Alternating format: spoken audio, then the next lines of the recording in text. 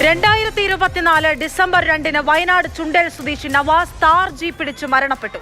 പിന്നാലെ നടന്നത് അപകടമല്ലെന്നും ആസൂത്രിത കൊലപാതകമെന്നും തെളിഞ്ഞു. നടുറോഡിലെ നരഹത്യ, ദുരൂഹമായൊരു ഫോൺ കോൾ, നിർണായകമായ CCTV ദൃശ്യങ്ങൾ, ജീവനെടുക്കാനായി തന്നെ നടത്തിയ ഗൂഢാലോചന, കൂടോത്രം നടത്തിയെന്ന തെറ്റിദ്ധാരണ മാത്രമായിരുന്നു ഈ കൊലപാതകത്തിന് കാരണം. ബാക്ക് ടു കേസ് ഡയറിയിൽ നവാസ് കൊലക്കേസ്.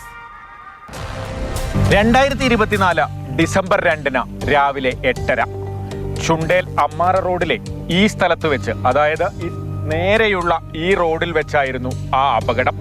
അപകടമല്ല, കൊലപാതകം.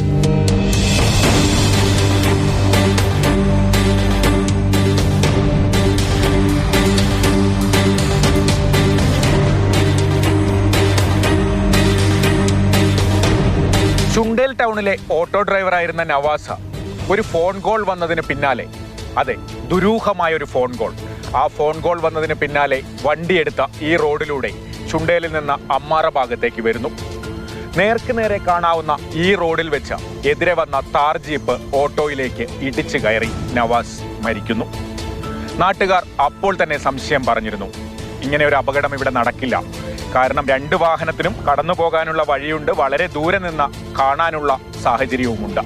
ജീപ്പ് സുമിൽഷാദ് ജീപ്പ് വളരെ നേരത്തെ തന്നെ ഇതിനപ്പുറത്ത് മുസ്ലിം പള്ളിയുടെ അടുത്തൊരു ജംഗ്ഷൻ ഉണ്ട്, അവിടെ താർ ജീപ്പുമായി ഏതാണ്ട് 1 മണിക്കൂറോളം കാത്തു നിന്നു എന്നാണ് പിന്നീട് CCTV ദൃശ്യങ്ങളിൽ നിന്നൊക്കെ മനസ്സിലായത്. ഞാനിങ്ങനെ പുതിയ വണ്ടി ആയതുകൊണ്ട് ഞാൻ നോക്കുന്നുണ്ട്. അപ്പോൾ ആ പുറകിൽ 2 സ്ത്രീയായിട്ട് ഞാൻ പുറകിൽ വന്ന് ആ വരവും ഇവിടുന്ന് അടിക്കുന്ന ആ 600 മീറ്റർ ദൂരത്ത് നിന്ന് കാണുമ്പോഴേക്കും വണ്ടിയെ പുറകിൽ വന്ന് ഞാനാണ്, അതുകൊണ്ട് ഞങ്ങളിത് പിടിച്ച് പുറത്തേക്ക് എടുത്ത്. ഈ സംഭവം നടന്നിട്ട് ഈ ആളിതാ സെൽഫി എടുക്കുകയാണ്. ഈ ആക്സിഡന്റ് കഴിഞ്ഞിട്ട് ഒരു സെൽഫി എടുക്കുകയാണ്. വണ്ടീൻ്റെ ഫ്രണ്ട് ഇതാ അതേ കണ്ടീഷനിൽ ആ ഫോട്ടോ ഇത് എടുത്തിട്ടാണ് ഞാനിത് ചെയ്ത് എന്ന് ബോധിപ്പിക്കുന്ന ഒരു ഫോട്ടോ ആണ്. പിന്നെ മയക്കുമരുന്ന് ആ ഏരിയയിൽ വ്യാപകമാണ്, അതിലൊക്കെ മുൻ കണ്ണികളായിട്ട് ഇവരുണ്ട്. ഒരു ആക്സിഡന്റ് ഉണ്ടാവാൻ സാധ്യതയില്ലാത്ത സ്ഥലമാണ്, ഒരു കയറ്റമാണ് ആ പ്രദേശം എന്ന് പറയുന്നത്. ആ പ്രദേശത്തിനകത്ത് ഓവർ സ്പീഡിനകത്ത് വരേണ്ട ഒരു സാഹചര്യം വരുന്നില്ല. കൃത്യമായിട്ട് ദൂരെ നിന്നുള്ള വണ്ടികളെ നമുക്ക് കാണാൻ വേണ്ടിയിട്ട് സാധിക്കും. ഞങ്ങൾക്ക് സംശയം വന്നു, നാട്ടുകാർക്കും കുടുംബത്തിനും സംശയം വന്നു.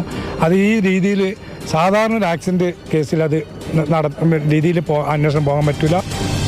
സഹോദരന്മാരായ സുമിൽഷാദും അജിൻഷാദുമാണ് കേസിൽ അറസ്റ്റിലായത്. സുമിൽഷാദാണ് ഈ താർ ജീപ്പ് ഓടിച്ചിരുന്നത്. നവാസ് ചുണ്ടേലിൽ നിന്ന് പുറപ്പെട്ടു എന്ന വിവരം സുമിൽഷാദിനെ വിളിച്ചറിയിച്ചത് അജിൻഷാദ്.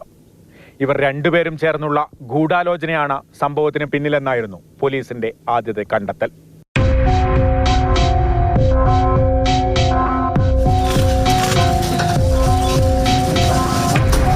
കൽപ്പറ്റ DYSP ആയിരുന്ന ബിജുരാജിന്റെ നേതൃത്വത്തിലാണ് പ്രതികളെ അറസ്റ്റ് ചെയ്തത്. CCTV ദൃശ്യങ്ങളും സൈബർ തെളിവുകളുമാണ് വളരെ പെട്ടെന്ന് പ്രതികളിലേക്ക് എത്താൻ പോലീസിനെ സഹായിച്ചത്. സംഭവം നടന്ന ദിവസങ്ങൾക്കുള്ളിൽ പ്രതികളെ പിടികൂടിയ പോലീസിന് ഒരുപാട് അഭിനന്ദനങ്ങളും ലഭിച്ചു. ആ കേസിന് എന്ത് സംഭവിച്ചു? നവാസിന്റെ കുടുംബത്തിന് എന്താണ് പറയാനുള്ളത്?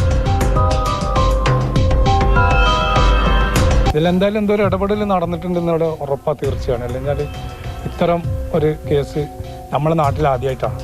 കേസിലെ പ്രധാന തെളിവായ ജീപ്പ് വിട്ടു നൽകിയതിലും പോലീസിന്റെ വീഴ്ച ആരോപിക്കുകയാണ് നവാസിന്റെ കുടുംബം. പ്രതികളായ യുവാക്കളുടെ പിതാവിന് സംഭവത്തിൽ പങ്കുണ്ടോ എന്ന് അന്വേഷിക്കണമെന്നും ഇവർ ആവശ്യപ്പെടുന്നു. പ്രതികൾ ജാമ്യത്തിലിറങ്ങി. അതിലും വലിയ അത്ഭുതം എന്ന് പറയുന്നത് നമുക്കറിയാം, ഒരു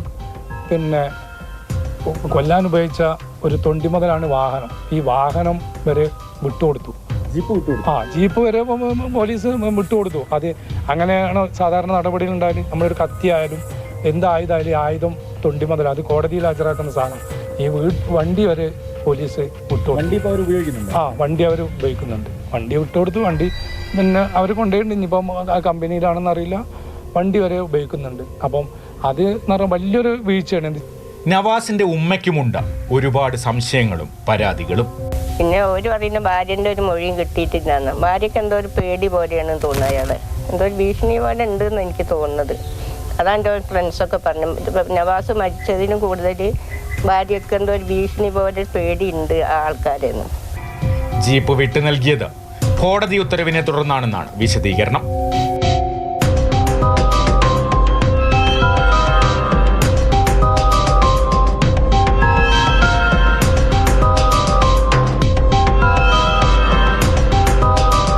കമൽ, മാതൃഭൂമി ന്യൂസ്, വയനാട്.